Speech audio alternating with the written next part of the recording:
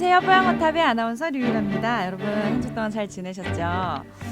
오늘도 조동선 선배님과 또 유수영 기자님 함께 해주셨는데요. 안녕하세요. 네, 안녕하십니까? 아 요즘 근데 소나기가 왜 이렇게 많이 내려요? 그러게요. 네. 날씨가 이상해. 네. 지금도 오는데 소나기는 정말 네. 세게 내리는 비잖아요. 유리창이 뚫리는 것 같더라고요.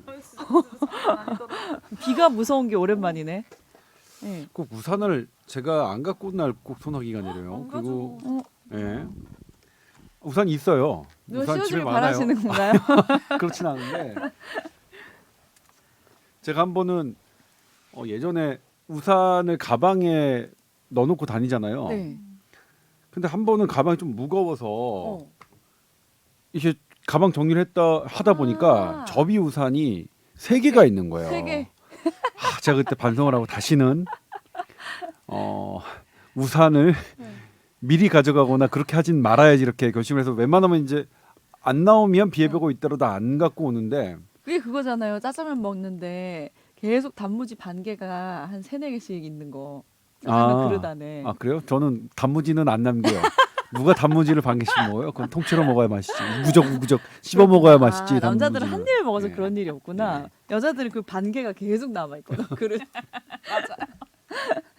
그랬는데 오늘도 안 가져오셨어요? 네. 그래서 택시에서 내렸는데 응.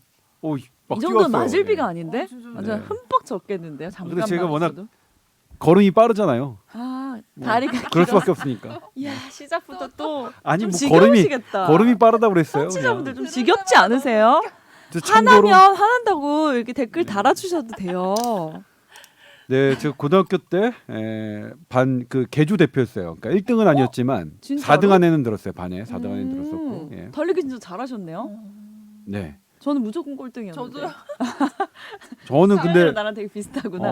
100m보다 100m는 1등은 못했어요. 근데 오래 달리기는 계속 1등을 했어요. 지구력이 좋으시고. 네. 왜냐면 저도 오래 달리기는 잘했어요. 네. 요령이 있어요. 어떻게 하는 거예요? 힘들잖아요. 참으면 돼요. 힘든 걸 맞아, 참고 달리면 돼요. 그게 맞아. 오래 달리기를 잘하는 방법이야. 맞아. 근데 그 참는 걸 못하는 분들이 계시더라고요. 저예요. 저 그것도 못해요. 뭐 참는, 그러니까 누가 힘든 걸 누가 참고 싶겠어요. 다 억지로 참는 거지. 아니라니까요. 그게 또 달라요. 숨이 억지로. 너무 차서. 우리 학교 다닐 때 제주도로 수학여행을 갔는데 한라산 등반하는 코스가 있었어요. 근데 정말 저는 끝까지 올라갔는데 나중에 다 얘기해 보니까 반 정도는 다 안 올라갔더라고. 그래요? 그러니까 오래 달리기나 등산이나 그런 거 잘하는 애는 또 따로 있다니까요. 등산도 지구력이 좋은 사람이랄까. 등산도 딱 하나예요. 잘하는 요령은 음. 힘들어도 참는다. 그러니까 그게 순발력이 좋은 사람이 따로 있고 지구력 좋은 사람 따로 있듯이 뭐가 좀 다른 것 같아. 전 다 나쁜 것 같아요. 잘하는 건 뭐지? 모르겠어. 웃는 거 잘한다. 웃는 거. 제가 어제 이승현 기자와 이제 그 용인세브란스 병원을 취재를 같이 다녀오다가 한 네, 말인데 네. 제가 어제 오면서 그런 생각이 들었어요. 제가 저 인간한테 내가 속은 거 아닌가? 저 인간 바본데 내가 시험 날 테스트할 속이고 때 지 숨기고. 똑똑한 척하고서 그게 능력이죠. 제가 그랬어요. 어. 속으신 분들이 응. 잘못된 그러니까. 시간이냐고. 그러니까 그 말이- 그때 속아놓고 이제 와서 그렇지. 뭐라고 할 거야? 제가 물릴 뭐냐면- 거야, 어쩔 거야? 그 말은 뭐냐면 속은 네가 진짜 바보다 이런 뜻으로 얘기했어요. 아니에요. 잘 속으신 거 뽑았다니까요, 아니에요. 유승현 기자님. 성격도 그쵸? 너무 좋고. 속으신 거 아니에요. 그랬는데 오늘 제가 건강 검진 하고 왔단 말이에요. 네. 근데 전 20대 때부터 항상 20년 전부터 그러니까 아무튼 뭐 딱히 아무튼 반박할 게 없네. 네. 네. 그랬는데 생차. 항상 골다공증 나왔거든요. 네. 근데 오늘 수치가 평균 마이너스 2.1이에요. 네. 마이너스 2.5부터 골다공증이라고 네. 하시던데요. 네. 근데 그 뼈마다 수치가 다 나오잖아요. 네. 그럼 2.5 넘는 것도 있어요. 네. 근데 평균이 마이너스 2.1이래요. 네. 그럼 골다공증 아닌 거예요? 그 골다공증 정의가 있어요. 그렇죠? 해명이 안 돼서. 그게 허리 선생님 말씀해 주세요. 제가 알기로는 2가지가 있는데 네. 그게 이제 측정하는 게 모르겠어요. 요즘 어떻게 바뀌었는지 모르겠지만 음. 허리뼈 척추를 재가지고 평균 측정하는 거하고 이 여기 대퇴골인가요? 네. 뭐 하는 거하고 아, 있었는데 거기가 딱 거기가 골밀도, 중요하다는 예. 거예요? 골밀도 하나만 갖고 골다공증을 진단하는 건 아니고 하나가 더 있었던 것 같은데 그거 근데 평균치가 그 정도니까 아니다 이렇게 말씀하시길래 척추랑 이제 음. 골반뼈를 보는데 음. 그 중에 하나가 마이너스 뭐 T 점수, Z 점수 이런 게 있어요. 근데 이제 T 점수는 뭐 폐경 이후 여성 이런 적용되는 점수가 달라서 네. 막 그걸로 안 보시고 이제 평균 이 젊은 여성 때랑 비교를 하셔서 다시 결과를 마지막에 들으셔야 될 것 같아요. 고마워요 유승현 기자님. 젊은 여자를 괜찮으실 기준으로 것 봐야 된다고 같은데. 해줘서. 네네네. 오늘 아직- 결혼 기념일이세요? 아니요. 반지를 끼고 왔어? 깜짝이야 눈이 부시네. 그랬는데 요즘 그 뽀얀거탑 청취율이 좀 올랐나요, 최 PD님? 그래서 정말요? 조동찬 선배님이랑 나랑 지금 한지가 이제 3년 가까이 돼가는데 네. 2년 3년째인가 그랬는데 왜 최근에 이렇게 청취율이 올랐을까? 청취율 그러게요. 오른 저도 거는 궁금해요. 어떻게 너무 아는 궁금한데? 거예요? 이거 유승현 기자 효과인가요? 혹시 친인척이 많으신가요? 대가족 종갓집이에요? 아니, 대가족이 있구나. 아니 은근히 아니, 뭐냐면- 찾는 사람들이 있어 주변에. 예를 들면 친인척이 100명 정도면 가능해. 가능해. 우리 급상승할 수 그지? 있으니까 이 친척이 친구 한 골룸의 명씩만 더 해도 프로그램상 100명 바닥에처럼. 정도만 더 조회수가 해도 높아가면 그러니까 순위가 수치가 상승하거든요. 잡혀요. 예. 네. 최근에 순위가 상승했어요. 근데 이게 뭐 우리가 코로나와 백신 이런 얘기를 많이 다뤄서 그런가 해도 코로나 얘기는 2년 전부터 하고 있었거든요. 그러니까 딱히 아이템이 바뀐 것도 아니고 유승현 기자님이 종갓집 출신이라는 설이 있네. 그거네 이유는. 아니, 저의 요인은 아닌 것 같고. 그래서 아니 감사하다는 말씀 드리려고요. 아무래도 조동찬 선배님과 우리의 케미가 잘 맞지 않았나. 재미없더라도 계속 주구장창 저런 아, 전 너무 재밌어요. 그래? 이게 제일 재밌어요 지금. 다리 그죠? 길다 그랬다가 뭐 혼자 뭐 그랬다가 어쨌다가 저쨌다 이런 거 좀 좋아하시나 감사해요. 많이 들어주셔서. 네. 유튜브도 나오더라고요. 유튜브 어? 그러니까 나온지 유튜브 몰랐어요? 그러니까 저 카메라 처음에 계속 있었는데? 그러니까 처음에는 몰랐다가 저도 응. 이제 몇 주 전에 알게 됐는데 네. 그걸로 보는 게 더 재밌더라고요. 아 얼굴을 보고 있을 때 응. 우리 딴짓하는 거 다 보인다. 심지어는 그때는 제가 이거 가방을 여기다 놨는데 이걸 또 누가 보고 치워달라면 되잖아. 가방이 내내 걸리는 거야.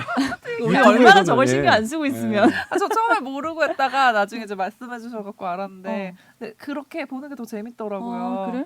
그럼 어떡하지? 신경 쓰고 해야 되나 의식하고 정자세로.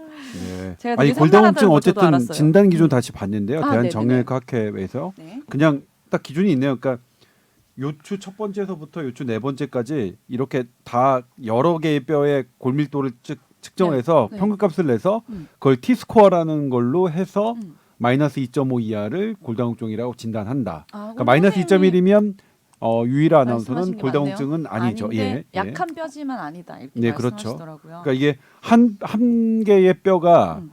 마이너스 2.5가 안 된다 하더라도 요거를 전체적으로 평균을 해서 보는 거구나. 계산하는 거에 뭐 공식에 들어가서 그것이 마이너스 2.5 이하인 거를 골다공증이라고 합니다. 좀 나아졌나 봐요. 20대 때는 골다공증 진단을 받았었거든요. 네. 다행이네요. 어쨌든 그러네요. 네. Z스코어 나중에 그 결과지를 보시면 그 아까 말씀드렸던 대로 동일 연령대 여성이랑 비교했을 때 내가 얼마나 낮은지를 보는지가 Z 점수라는 거고 이제 상대 평가. 폐경이 된 여성들은 이제 T 점수로 봐서 마이너스 2.5보다 낮으면 이제 골다공증이라고 진단을 하게 돼요. 그래서 아직 선배님은 이제 T 점수를 보는 건 아니고 Z 점수라는 거를 보시면은 네. 될 것 같아요. 그래서 네. 나중에 결과를 보실 때 이제 그거를 참고하시면 될 것 같아요. 참고하겠습니다. 혹시 그래서- 모르잖아. 그럼 물어봐야죠. 뭘 모르? 나이를? 신체적 나이와 아니, 그 다를 수 아니겠죠. 있으니까. 네. 네, 아무튼 네. 그지. 폐경일 수도 있어. 그래도 이렇게 계속 그럼 검사 별 받으시면 중요한 게 아니야. 근데 이미 폐경이든 말았든 지금 중요한 게 아니야. 그랬군요. 네. 그래서 저는 20대 때부터 그런 진단 받아서 막 꾸준히 걷기 운동 많이 하고 했었거든요. 네. 어쨌든 잘 하신 것 계속 같아요. 관리 열심히 하겠습니다. 자, 어쨌든 이제 우리가 처음에 아스트라제네카가 많이 이제 들어와서 1차 아스트라제네카 접종하신 분들 많은데 2차에는 좀 화이자로 교차 접종할 수밖에 없는 상황이 돼버려서 이제 교차 접종에 대한 질문들 많이 해주셨잖아요. 네. 근데 이 부분이 정말 확실히 면역 효과가 크다라고 이제 뭐 거의 뭐 결론 짓다시피 이제 말씀을 해주신 것 같아요. 지금 오늘 그 유승현 기자가 이제 8시 뉴스를 할 건데, 네. 그러니까 이 교차 접종이 실은 어떻게 나오냐면 현실적인 문제 때문에 대두됐거든요. 네. 원래 임상 시험은 그냥 각자 그냥 필요 하나만 없었겠죠. 하나만 맞는 걸로 돼 있었어요. 근데 우리나라도 결과적으로는 물론 지금 교차 접종 임상 시험을 끝나기도 전에 교차 접종을 하게 됐지만 다른 나라도 마찬가지였습니다. 영국, 뭐 독일, 프랑스 이런 나라들도 미국만 다르고 미국은 이제 파이저 모더나가 워낙 많이 갖고 있으니까 안 그랬지만 다른 나라들도 아스트라제네카 있고 파이자 있고 이걸 막 접종 계획 막 연령별 이걸 다 따져 보다 보니까 좀 쉽지 않았고 또 중간에 아스트라제네카의 경우는 뭐 왔다 갔다 했잖아요. 접종 연령들이. 그러니까 그걸 맞추기가 너무 어려워서 이미 임상시험에서 각자 한 번씩의 안전성은 확인됐고 한 번씩의 효과는 있으니 한번 해보자. 이론적으로 사실 뭐 별로 위험성은 없었어요. 네. 그러니까 그래서 해봤는데 그런 효과가 상당히 뛰어났다는 거죠. 그래서 이게 이제 오늘 이게 BBC가 네. 영국에서 발표한 것들을 대대적으로 보도를 했고 그리고 뉴욕타임즈가 그걸 받아서 뉴욕타임즈도 했는데 결과적으로 뭐냐면 이제 뭐 유승현 기자가 요약해 주시겠지만 파이자, 아스트라제네카 요거를 이제 비교한 거예요. 그러면 이제 파이자 맞은 다음에 아스트라제네카 맞은 건 어느 정도 되는지, 아스트라제네카 맞고 파이자 맞은 건 어떻게 되는지 이런 그거 것들을 설명해 잘 주시나요? 그러니까 지금 다른 경우의 수는 빼고 아스트라제네카와 화이자 경우만 지금 된 네, 거죠? 그렇습니다. 예. 얘기해 주세요. 어떻게 달랐나요? 네, 아스트라제네카 2번을 맞은 것보다 아스트라제네카 맞고 화이자를 맞은 경우가 이제 우리 몸에서 바이러스와 싸워 이기는 항체를 만드는 그 수치가 한 9배 정도 더 높게 나타났고 네. 이제 조동찬 선배 뉴스를 리포트를 보신 분들은 아시겠지만 이제 바이러스가 이제 몸에 들어왔을 때 그 세포를 이제 공격하는 면역 세포를 이제 면역 세포가 생기게 반응하는 것도 교차 접종을 했을 때가 한 3.8배 정도 더 높다고 나왔어요. 그러니까 네. 항체, 면역 세포 다 더 이렇게 교차 접종하는 게 효과가 높다고 나오긴 했는데 네. 이게 조금 연구가 디자인이 네. 지금 우리 아스트라제네카는 8에서 12주 간격으로 맞고 있고 그러니까. 한데 지금 이 연구는 네. 28일 그러니까 4주 간격으로 시행이 됐어요. 그래서 사실 지금 이 연구 교차 접종 연구가 영국에서 진행되고 있는 건데 여기서 지금 비교를 되게 많이 하고 있는 게 이렇게 뭐 교차 접종하는 간격 자체도 4주 아니면 이제 12주 이렇게 간격 자체를 또 다르게 보기도 하고 노바백스랑 모더나도 이제 교차 접종 연구를 하고 있다고 해요. 네. 그래서 우선은 이 연구진들 자체도 이게 좀 표본 사이즈가 400 몇십 명 정도로 크지는 않아요. 그리고 50대 이후 어르신들만 이제 대상으로 한 거라서 조금 한계는 있다고 자기네들도 선을 긋고는 있는데 네. 어쨌든 그렇게 분석을 했을 때 효과가 좀 더 높게 나온 거는 사실이고 네. 그래서 12주 간격으로 했을 때는 또 어떻게 될지 좀 봐야 된다. 이건 이제 다음 달 정도에 발표될 예정이라고 해요. 그래서 네. 저희가 또 그때 한번 확인을 해보면 좋을 것 같아요. 그러니까 효과가 더 좋긴 한데 더 자세한 건 아직 조금 더 네. 지나야지 알 수 있다. 근데 이제 이런 교차 접종이 이제 예를 들면 이제 중화 항체만 놓고 봤을 때는 네. 파이자가 제일 컸어요. 오. 중화 항체만 생각하면. 네. 그런데 이제 파이자와 모더나 mRNA 백신이 갖고 있는 그건 애당초부터 제기됐던 겁니다. 실은 이제 제가 이런 말씀드리면 또 우리나라에서 주식하시는 분들이 또 개떼처럼 달려들 거예요. 네. 뭐 기사마다 그래요. 근데 이제 그분들의 특징은 나무는 보는데 숲은 못 봐요. 그러니까 하나의 논문만 보지 여러 개의 연속된 논문이 그 지시하는 이거는 뭐냐면 학회 수준에서 저는 거. 그러니까 조동찬이 저희 SBS의 조동찬 유승현도 못 봐요. 네. 저희가 그렇게 하는 거는 저희는 논문이 나올 때마다 백신학회에 의뢰를 하고 저희가 의뢰를 할 때는 논문 한 3-4개 정도 의뢰하는데 보면 그분들이 이제 평가를 해주시고 분석을 해주실 때는 더 많은 거를 주시죠. 네. 근데 지금 것은 중화항체 갖고 모든 논문들이 대부분 쓰여져 왔어요. 왜냐? 중화항체를 측정하는 게 쉽고 아. 돈이 덜 들어요. 면역 세포 능력, 특히 여기서 이제 뭐 CD4, CD8, 그다음에 뭐 헬퍼 T1셀 이런 것의 이 활성도를 보는 것은 네. 어렵고 어려워요. 복잡하고 돈이 많이 들어요. 어. 그런데 이 지금 점점 중요하게 느껴지는 것은 오히려 후자예요. 중화항체보다 후자예요. 왜냐하면 이게 변이 때문에 그런데 이거는 6월달에 이제 NEJ 미국 내과학회 저널인데 이거는 되게 이것도 논문 하나만 보면 오해하시는 분이 많아요. 오늘 저한테 뭐 엊그저께 기다려 갖고 어떤 블로그 한 분이 뭐 이렇게 글을 쓰셨는데 제 한 7, 8년 전의 모습. 그러니까 제가 저 혼자만 논문을 읽고 했을 때의 그런 오류를 그분이 갖고 계신데 하나의 논문, 그러니까 여러 개의 논문들을 통으로 보시는. 그래서 이제 저는 뭐냐면 그런 것들의 오류를 줄이기 위해서 학회에 이제 의뢰를 하는데 어떤 게 드러나냐면 6월 달에 이제 보고된 건데 변이가 생기잖아요. 네. 변이가 생기는데 그러니까 이게 지금 완벽하게 기존의 백신과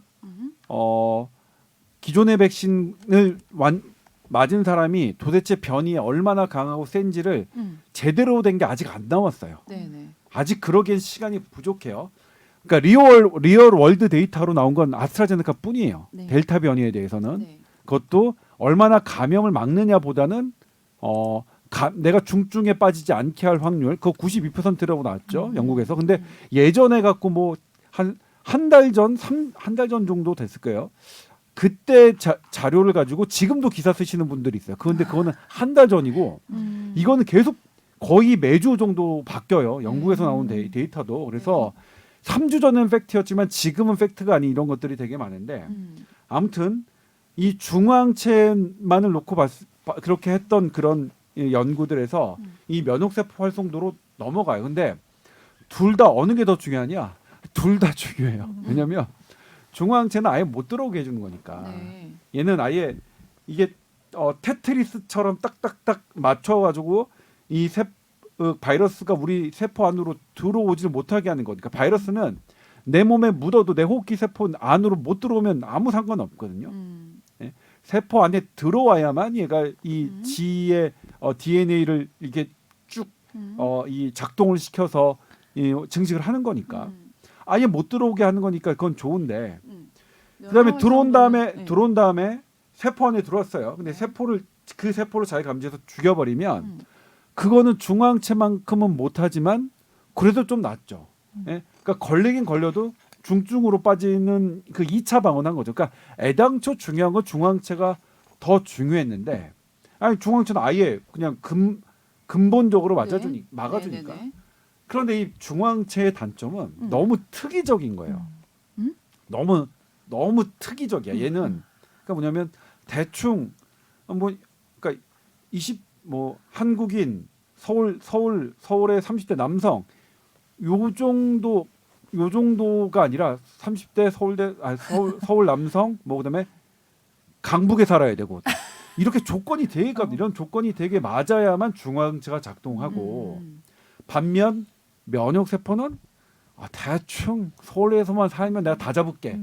뭐 이런 식이에요. 그런 개념이에요? 예, 그런 개념이에요. 그런데 이제 이게 변이가 없을 때는 당연히 중화항체가 유리하죠. 변이가 없을 때는. 근데 이게 변이가 생기고 보니까 더 이게 부각이 되는 거예요. 면역 세포가. 이게 이제 처음에 미국에서 이제 의료진들을 상대로 쭉쭉쭉쭉 백신이 접종이 됐었잖아요. 그래서 이게 뉴욕에 있는 록펠러 대학이 시리얼하게 이제 딱 해봐서 어떤 때에 쭉 검사를 해봐서 뭐 코비드19에 걸린 사람들 중에 백신을 안 맞은 사람, 맞은 사람, 2번 맞은 사람 이렇게 쭉쭉쭉 했는데 6월달 그러니까 이게 최근 게 4월달까지 조사한 것 중에 그게 6월달에 논문에 난 건데 봤더니 그게 한 500 몇 명 정도 돼요. 의료인들 코로나에 걸린 사람 딱 봤더니 역시 백신을 안 맞은 사람이 63.5%인가 그래요. 한 64% 제일 많았고 그다음에 많은 건 역시 백신을 한 번 접종한 사람. 근데 백신을 2번 맞고 2주 지난 사람도 9.5%인가 됐어요. 네. 적지 않았어요. 예상보다. 네. 그리고 또 다른 연구팀에서는 그렇게 백신을 2번 이상 맞고 2주가 지난 사람들 중에서 중화항체가 양이 있는지를 측정해봤어요. 그랬더니 중화항체는 이미 충분하게 있는 거예요. 이게 이제 중화항체 양을 측정하는 타이터 값은 여러 개가 있는데 제일 많이 쓰이는 게 뭐냐면 50%의 확률로 나는 이걸 막는다. 이 정도 타이터가 있고 80%의 확률로 이걸 막는다. 요 개념이 있는데 어쨌든 50%의 확률로 막는 타이터보다 훨씬 더 많은 양들이 갖고 있었는데도 걸렸어요. 이거는 변이라고 봐야겠죠. 그러니까 중화항체가 충분히 있어도 이게 걸릴 수는 있겠구나라는 개념이 와서 그 다음으로 중요해진 게 그럼 면역세포 이건 어떻게 되나 이렇게 본 거예요. 네. 근데 이제 뭐냐면 또 하나가 그런데 그럼 지금 파이자 mRNA 백신들은 주로 미국과 이 그동안 중화항체만 측정해 왔어요. 네. 그리고 그러니까 아스트라제네카 아데노바이러스의 벡터 백신들이 중화항체 앤드 면역세포 활성화도를 측정해 왔었고요. 네. 그래서 지금 이제 이게 조금 점점점 폭넓어지고 있는데 그래서 지금 보니까 지금은 중화항체를 하는 논문들도 전부 다 이건 중화항체만 측정했다. 면역세포를 활성도를 측정하지 못한 한계가 있다. 이렇게 할 거예요. 하고 있어요. 지금 오늘 유승현 기자가 보고한 부분에서도 그런 그게 닥터 뭐죠? 무슨 무슨 어쨌든 이름이 스네이프? 닥터 스네이프? 스네이프인가요? 아무튼 닥터 스네이프 그분이 저는 그 이름이 되게 좀 특이해서 스네이프 사람 이름일까 볼까 아무튼 그분도 이제 되게 어떤 파이자 연구 그다음에 아스트라제네카의 중화항체만 비교한 그런 결과들을 설명하실 때는 분명히 언급하세요. 이거는 중화항체만 비교한 한계가 있다라고. 그러니까 지금은 중화항체만 갖고 하는 것은 한계로 받아들이고 있다고 생각하는 거죠. 그런데 이제 뭐냐면 파이자 모더나 같은 경우는 그러면 그 세포 면역은 활성화되는 게 없느냐? 아니라고 보여져요. 왜냐하면 이분들이 중화항체가 있어서 들어왔단 말이에요. 세포 면역이 아예 없다면 이분들 중증에 빠지는 분들이 많아야 되는데 없어요. 아직 정교하게 측정된 연구 결과가 없을 뿐이지 어느 정도 있을 거라고 생각해요. 네. 왜냐하면 파이자 2번 맞으신 분들 교차 감염 걸리신 분들 있잖아요. 모더나 mRNA 백신 맞으신 분들 대부분 경증이에요. 대부분. 물론 사망자가 없는 건 아니지만 확실히 낮았습니다. 그렇기 때문에 어느 정도 있다고 생각하는데 다만 기전상 어떤 살아있는 바이러스를 이용한 것에 비해서 mRNA 그리고 이거 DNA도 마찬가지인데요. 그런 백신들은 아무래도 세포 면역 활성도는 이 바이러스를 벡터로 한 백신보다는 조금 이론적으로 덜 생기지 않을까 하는 게 백신 학자들의 의견이에요. 리얼월드의 데이터는 아직은 모르고 리얼월드의 데이터는 그 전에는 그냥 아스트라제네카만 있었어요. 이 세포 면역 활성도는 예전에 이제 2020년도에 계속 말에도 나왔던 것들은 전부 다 아스트라제네카. 그러니까 어떤 분들은 왜 그런 걸 비교해서 안 해주냐? 비교할 만큼 안 나왔어요. 비교할 만큼 안 나왔기 때문에 비교를 뭐 이렇게 딱 부러지게 비교를 안 하는 거고. 그런데 이렇게 얘기하면 너무 어렵잖아요. 그래서 대충 지금의 추정치 정도로 말씀드리면 mRNA 백신이 중화항체 양은 확실히 많아요. 그러니까 임상시험에서 감염 예방력은 높았던 거고.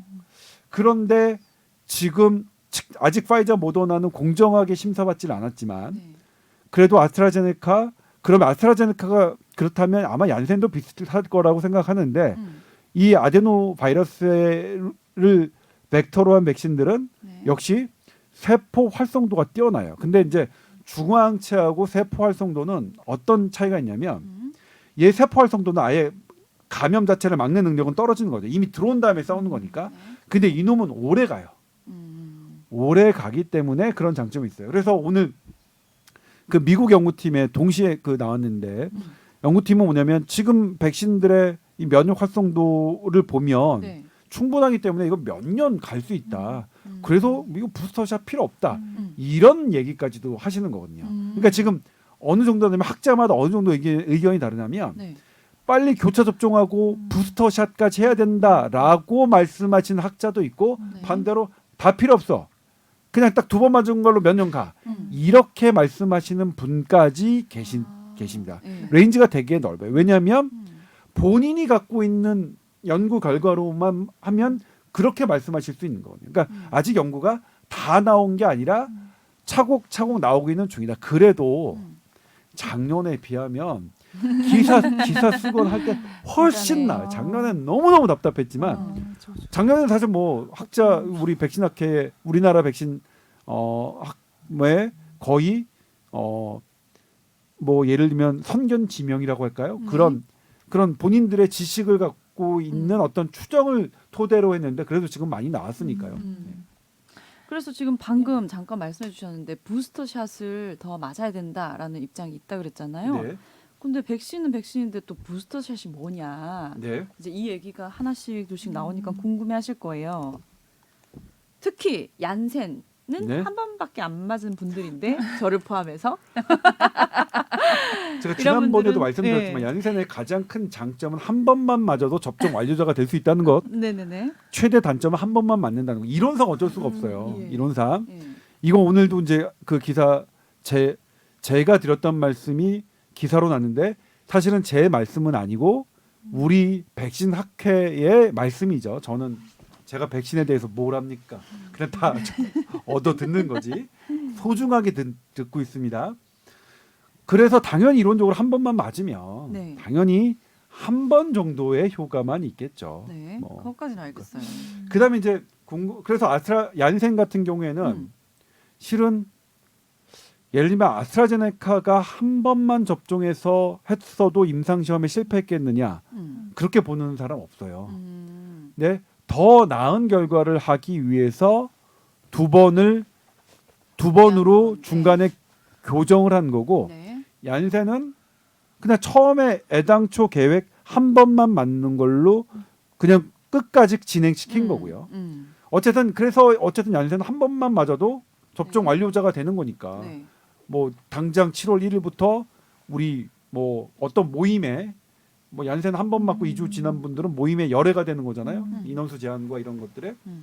그렇지만 어쨌든 간에 한 번만 맞았기 때문에 얀센을 맞으신 분들은 부스터샷 추가 접종이죠. 추가 접종을 하실 필요가 다른 백신보다 더 있을 것이라고 생각 들고 그렇다면 네. 얀센과 좀 다른 기전으로 사실 지금 뭐 여러 번 들으시면서 알겠지만 기전이 다르기 때문에 장점과 단점이 있는데 근데 이것들이 합쳐지니까 장점이 더 많이 나타나는 것 같잖아요. 그렇죠? 여러 면에서 네. 그렇기 때문에 근데 이거는 너무나 당연한 게 예를 들면 어떤 장점은 만약 아스트라제네카가 갖고 있는 장점은 한 번으로도 충분할 수 있어요. 근데 얘가 그렇지. 약간 못 갖고 있는 약간 약한 부분을 두 번을 맞아서 보완된다면 얘는 파이자는 얘 아스트라제네카 갖고 있는 것을 한 번만 해도 얘도 강점이 있으니까 이게 1 플러스 1이 2가 아니라 2 플러스 알파가 되는 그래서 아스트라제네카 파이자 아스트라제네카는 학자들이 되게 예측해서 이거는 정말로 그래요. 괜찮을 것 같다라고. 좋은 점만 생각했을 때는 이제 당연한 네. 공식인데 혹시 뭐 안 좋은 부작용들이 더 충돌해서 없을 부작용도 막 생길까 이런 것들을 이제 걱정하시는 거잖아요. 그러니까 예를 들면 부작용은 어떠냐면 각각의 이제 파이자는 한 번 맞는 거 이미 안전성 검증됐잖아요. 네. 그리고 한 달 정도 지나서 또 한 번을 맞는다. 음. 다른 아스트라제네카를 맞는다. 음. 이게 한 달 전에 맞았던 파이자가 한 달 후에 아스트라제네카에 어떤 영향을 줄 거라고 생각하는 양약자가 없어요. 그러니까 애당초 교차 접종을 임상시험 안 했다 하더라도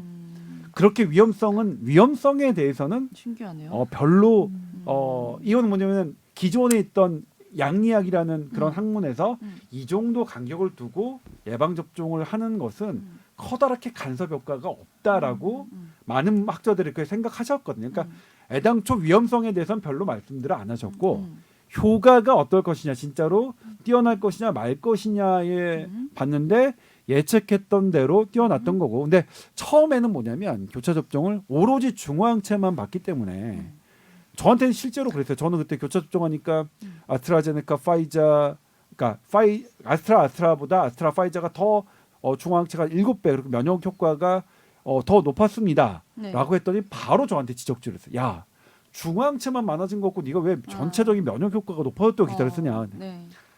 아유, 근데 그렇게 아니 왜 안 쓰기가 어려워요. 그러면 뭐라고 해. 중화항체가 더 많았다고 하긴 좀 그렇잖아요.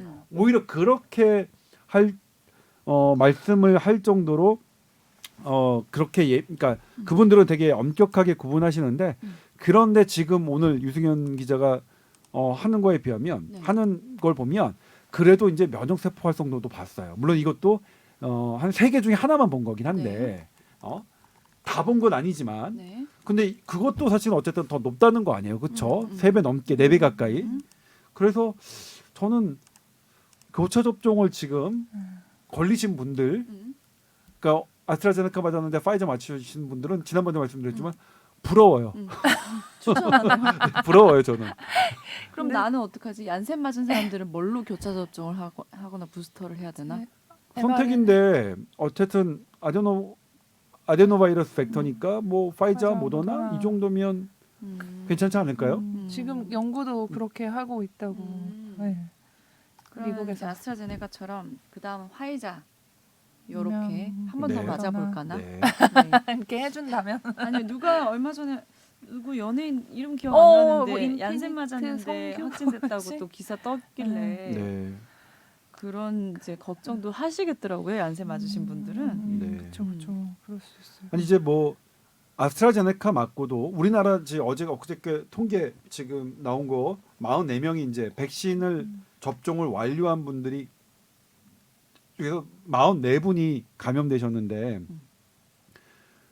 파이자가 26명, 그다음에 아스트라제네카 18명입니다. 근데 이거 통계적 유의성은 없습니다. 네. 그러니까 파이자가 더 많은 거 아니야. 우리나라 통계는 그렇지 않고요. 그다음에 네. 다른 나라 통계도 이걸 통계적 유의성을 갖고 돌파 감염의 백신별로 비교한 건 없습니다. 다만 이스라엘과 미국은 파이자, 모더나 그다음에 mRNA 백신이 있죠. 그렇게만 했기 때문에 이 mRNA 백신이 갖고 있는 어떤 한계점에 대해서는 되게 오히려 우려하는 연구들을 해요. 근데 이걸 갖고 어떤 우리나라에서 주식하시는 분 같은데 왜 mRNA 백신 왜 흠잡느냐? 제발 생명 갖고 정말 돈 갖고 사람 생명 이렇게 하는 건데 그래도 의학을 하는 학자와 저희 의학 전문 기자들은 돈 갖고 사람 이렇게 하지는 않아요. 예? 그러니까 제발 좀 이 mRNA의 한계점에 대한 거는 오히려 미국에서 나오고 있습니다. 미국에서. 그리고 이게 특히 중화항체에 이 포커싱된 어떤 연구가 중화항체가 충분함에도 불구하고 변이 바이러스가 계속 감염되는 것 때문에 오히려 연구를 하는 거예요. 그래서 이 부분에 대해서 어떻게 보완할 거를 그분들이 계속 찾는 거고. 네. 예? 근데 mRNA 백신은 변이에 대해서 발빠르게 어떤 백신을 또 다른 그 백신을 만들 수 있는 거라는 장점이 있어서 그분들이 미국 연구팀들은 mRNA 백신의 변이용 백신을 할지 아니면 아스트라제네카나 얀센으로 그런 교차 접종을 할지는 그분들의 이제 그런 연구 결과를 좀 지켜볼 필요는 있겠죠. 오늘 이 부스터샷 얘기도 유세영 기자님이 또 보도하시나요? 이게 이 연구 처음 이제 말씀드렸던 네. 교차 접종 연구에서도 이게 왜냐면 그 아스트라제네카 2회 접종으로 3상 실험까지 대규모로 했을 때 이미 이제 입원 예방 효과나 중증 예방 효과 뭐 그 최근에도 뭐 변이 예방 효과 이런 게 어쨌든 더 대규모에서 증명이 됐기 때문에 그 기본 접종 스케줄 자체를 다 교차 접종으로 바꾸는 근거가 이건 되지는 못할 것 같다. 네. 자기네들도 이제 그렇지만 이제 우리나라 지금 상황처럼 약간 수급이 이렇게 약간 지연이 되거나 아니면 좀 저소득 국가에서 수급이 문제가 있는 경우는 이런 연구를 또 참고할 수 있겠다 이런 수준으로 또 해석을 하고 있거든요. 네. 그래서 부스터샷 또 이제 이 연구진이 좀 더 무게를 실어서 주장하는 거는 만약 상황이 되면은 2회 접종을 이제 완료를 하되 연속적으로 나중에 부스터샷을 할 때 교차로 이제 다른 기존의 백신을 추가하는 거에 되게 이게 참고가 될 만한 연구다. 우선 이렇게 이제 설명을 하고 있어요. 부스터샷은 3번 맞으라는 거네요. 세 번째. 한 번 더 맞는 거죠. 음. 한 번 더 맞는 한 번 더 거니까. 맞는 건데 이제 이 접종 완료자가 음. 이걸 이제 미국 그 뭐 NIH 그 앤소니 파우치 소장은 1년 이내가 될 것 같다라고 음. 하는데 이거 아직 안 정해졌어요. 그러니까 세계 보건기구도 부스터샷이 필요한다, 필요하지 않다 이것도 아직 뭐 언급하지 않고 있고요. 뭐 미국 NIH의 그 파우치 소장은 그렇게 언급했지만 미국 CDC나 NIH가 공식적으로 언급하지는 않아서 다만 제 개인적으로는 네. 뭐 그냥 부스터샷 맞으면 뭐 나쁠 손해될 거 건 있나? 없겠다. 다만 근데 이제 그건 있죠. 전 세계에서 아직 백신을 맞지 않은 분들이 되게 많은데 아. 우리가 2번 맞고 또 하나를 또 맞는 게 과연 윤리적으로 맞는 거냐 하는 문제는 있어요. 근데 이게 충분하다고 가정해서 전 세계의 많은 국민들이 시민들이 다 골고루 맞은 다음에 그 다음에는 저라면 저는 맞겠다. 지금 상황은. 근데 지금은 한 번도 못 맞은 사람이 너무 많기 때문에 2번 맞은 사람이 한 번 더 맞느냐 하는 것은 윤리적으로 맞지 않다라는 견해가 많아요. 네. 그러니까 지금 이 연구팀도 이 오늘 교차 접종의 효과를 발표한 연구팀도 그런 부분을 되게 신경 쓰면서 인터뷰를 했어요. BBC에. 그렇기 때문에 실은 우리만 감염 안 되는 게 중요한 건 아니니까요. 팬데믹 상황에서는. 네. 그다음에 또 이제 후진국을 위해서 좀 좋은 거는 뭐냐면 한 번 맞았어요. 아스트라제네카 12주 있다 맞아야 되는데 조금 시기를 놓쳐서 늦게 맞은 사람들 봤더니 더 예, 오히려 효과가 좋았어. 좋았어요. 그런 또 연구도 이게 연구가 계속 막 쏟아져 나오니까 네. 그러니까 뭐냐면 한 번 업데이트. 맞고 우리나라 사람 같은 사람들을 위한 연구인가요? 한 번 맞고 안 걸리기만 하고 좀 시기 놓쳐가지고 다 맞으면 그러니까 리스크를 테이킹하면 좋은 거야. 하이리턴이야. 근데 그것도 있었어요. 그 다음에 또 하나 뭐냐면 걸렸던 사람이 감염자 됐던 사람이 한 번만 맞으면 되게 높다는 것도 있어요. 연구도. 그러니까 지금 연구들이 속속 나와서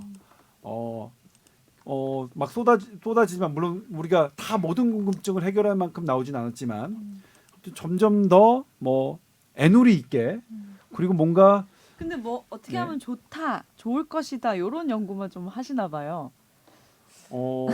아니 그러니까 희망적인 왜냐면 연구가 자기 시간과 돈을 쓰잖아요. 그러면 나쁘다보다는 애당초 좋다는 결과가 철저하게 나와야지. 사전 조사를 하고 이론적 가능성 따져보고 했을 때 그러니까 하는 거겠죠. 그렇죠? 애당초 이론적으로 교차 접종이 장점이 득이 안 됐다면 이론적으로 성립이 안 됐다면 안 했을 거예요. 근데 백신학자들은 계속 이론적으로 더 좋을 것 같은데 이론적으로 더 좋을 것 같은데 양력적으로 문제가 없을 것 같은데 다 그렇게 예상을 하셨었거든요. 자 이제 또 시간 지나면 30세 미만 20대들 또 이렇게 좀 신청해서 맞을 수 있는데 청소년이나 어린 친구들에 대한 이제 반응은 어떤가요? 미국에서는 먼저 시작했죠. 네, 예. 미국은 제 조카가 12세인데 이미 접종 완료자가 됐어요. 그러니까 우리도 애들이 어리잖아요. 네. 맞히고 싶더라고요. 네, 문제 12세에서 없다고. 15세 우리 지금 파이자가 허가가 됐나요? 네, 우리나라 네. 아직 우리나라는 아직 허가 심사 중인가요? 네. 아무튼 우리나라도 하도 많이 이게 많아가지고 우선 다 기억 안 나는데 아무튼 우리나라도 검토를 하고 심사 중이니까 12세에서 15세 정도 곧 파이자. 그다음에 이제 아이들용은 지금 임상 시험이 모더나도 하고 있고 아스트라제네카도 있고 하고 있고 얀센도 하고 있고 그래서 네. 시간의 문제지 될 것 같다. 아. 그다음에 아이들은 뭐냐면 두 가지 측면에서 임상 시험이 늦어졌어요. 네.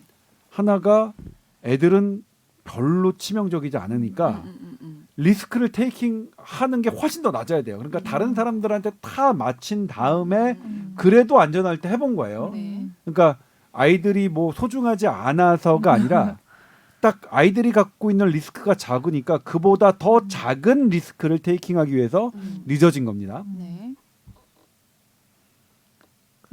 제가 놀란 게 그때 이 주제로 임산부랑 청소년 소아청소년 대상 접종 확대 검토하겠다 정은경 청장님이 발표를 네. 하셔갖고 거리 인터뷰를 나가서 한 10명 이상을 인터뷰를 했어요. 그 네. 나이대 학생들을. 네.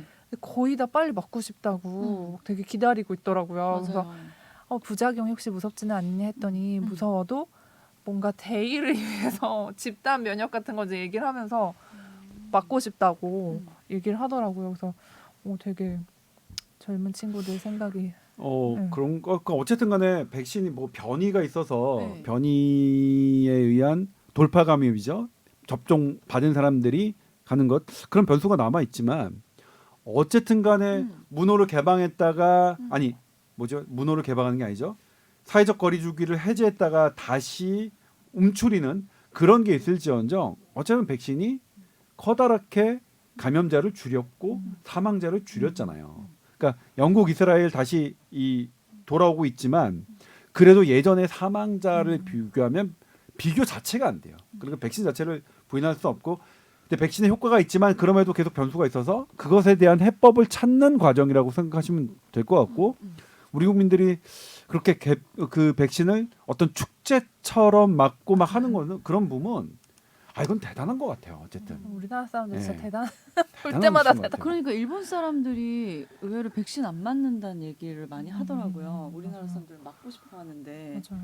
분위기가 그런 확진자 결과만 봐도 그런 분위기가 확실히 우리 국민들한테 있는 것 같긴 한데 어쨌든 모든 연령에 다 이제 백신이라는 거는 안전한 존재인 것 같아요, 그죠? 뭐 누가 걱정해서 맞지 말아야 될까 하는 고민보다는 적극적으로 맞는 게 훨씬 나은 것 같은데요. 전체적으로 보면 이제 그렇고 그리고 제가 지금도 어제 보고 왔는데 우리나라에 지금 뭐 500명 됐다, 600명 됐다, 막 이것 때문에 뭐 방역 뭐 저기 한다, 뭐 한다 하시는데 저는 그런 말을 하시는 공무원님들이 되게 싫어요. 우리나라에 지금 수치 이제 그만 얘기했으면 코로나19 사망자는 거의 제로에 수렴해요. 거의 그러니까 전 세계 최저 수준이에요. 최저 수준. 그러니까 전 세계에서 여전히 가장 잘 코로나19를 대응하고 있는 나라가 우리나라입니다. 우리나라예요. 대한민국 국민이에요. 예. 근데 막 이렇게 막 500명대 유지 계속 하고 있는데 더 안 떨어진다 이런 왜 뉘앙스로 오늘도 500명대 뭐 이렇게 얘기하는 뉴스도 보면은 좀 안타깝더라고요 저는. 네. 네. 그러니까 이제 그렇게 500명이라는 게 10만 명당 한 명이거든요. 우리나라 기준으로 하면. 그다음에 1000명이 해봤자 10만 명당 2명이에요. 10만 명당 2명이하면 아주 잘 컨트롤되는 나라로 분류가 되거든요. 그렇죠. 그러니까 우리는 1000명이 발생해도 사실상 뭐 그렇게 저기도 아니고 잘못한 것도 아니고 게다가 사망률은 지금 뭐 어마어마하게 그러니까 우리나라 대단한 게 임신부가 이 피해가 없잖아요. 네. 다른 나라는 임신부가 어마어마하게 고위험군이라서 막고 있는데 그래서 정은영 청장도 임신부에 대한 접종을 막지 않았다. 사실상 허용했으니까 고위험군은 맞으세요 하는데 우리나라 임신부 아직 안 맞고 계신데도 불구하고 피해가 없으신 거는 악착같이 어쨌든 내가 내 아이를 위해서는 조심. 나 안 걸릴 거야. 이런 게 대단한 것 산부인과에서는 같아요. 맞으라고 권유 안 하나 봐요. 아직 이게 맞고 싶어하는 사람들도 계실 것 맞아라 같은데. 이렇게 권고가 또 난 건 아니라서 좀 금기는 조심스럽게 아닌데 서로. 그런 거군요. 그런 상황이에요. 네. 네. 알겠습니다. 자, tower@sbs.co.kr로 사연 보내주세요. 오늘 사연이 없었던 이유는 지난주 네. 목요일에 했다가 오늘 화요일에 녹음을 해서 그런가 봐요. 네. 내일 짧아요. 모레쯤에 확 들어올 뻔했는데 네, 다음 주에 그러게요. 몰리겠네요 사연이. 아, 네. 또 사연 몰리면 어떡하지 또? 아, 많을 때도 되게 많잖아. 오늘 8시 뉴스 리포트 잘 하시고요. 네. 그러면 저희는 다음 주에 또 건강한 모습으로 뵙겠습니다. 제가 근데 마지막으로 드리고 싶은 건 제가 오늘 유승현 기자의 기사를 처음 봤는데 뭐 특이사항 있나요? 당신이 여지껏 썼던 초고 기사 중에 제일 나아. 아 진짜요? 내가 제일 빨리 써. 발전상이네. 어, 향상상이네.